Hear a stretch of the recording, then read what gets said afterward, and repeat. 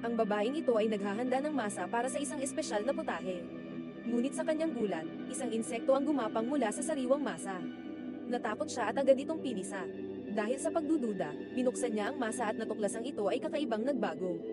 Dali-dali niya itong itinapon, iniisip na baka may peste sa kusina. Tumawag siya ng pest control. Ngunit lalo pang lumala ang sitwasyon. Nang suriin niya ang kanyang imbakan ng pagkain, laking gulat niya nang makita na lahat ng inihanda niyang pagkain ay nasira at nabulok magdamag. Dahil dito, kinanselan niya ang hapunang nakatakda para sa gabi. Upang alamin ang pinagmulan ng problema, nagtungo siya sa kanyang hardin kung saan siya nagtatanim ng sariling sangkap. Ngunit dito rin, matinding pagkasira ang bumungad sa kanya. Akala niya noong unay mga kuneho ang salarin, ngunit kakaibang pangamba ang naramdaman niya. Hindi niya dating dinaranas ang ganitong mga problema. Dati siyang tanyag na chef na hinahangaan sa kanyang galing sa pagluluto.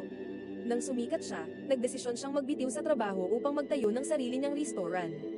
Nakahanap siya ng isang lumang bahay sa probinsya na sa tingin niya ay perpekto para sa kanyang negosyo. Hindi niya alam na ang bahay na ito ay dating pag-aari ng isang mahiwagang mangkukulam.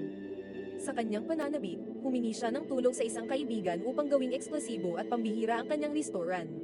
Sinimulan niyang linisin ang kusina, ngunit habang nililinis niya ito, paulit-ulit siyang nakatagpo ng nabubulok na pagkain at gumagapang na insekto. Matapos ang maraming araw ng paglilinis, handa na ang kanyang kusina para sa grand opening. Ang kanyang unang malaking event ay ang pagbisita ng isang kilalang food critic. Gusto niyang ipakita ang kanyang husay sa pamamagitan ng kanyang pinakamahusay na mga putahe. Ngunit nang balikan niya ang kanyang inihandang masa, nakita niyang muli itong nagbago sa nakakakilabot na paraan.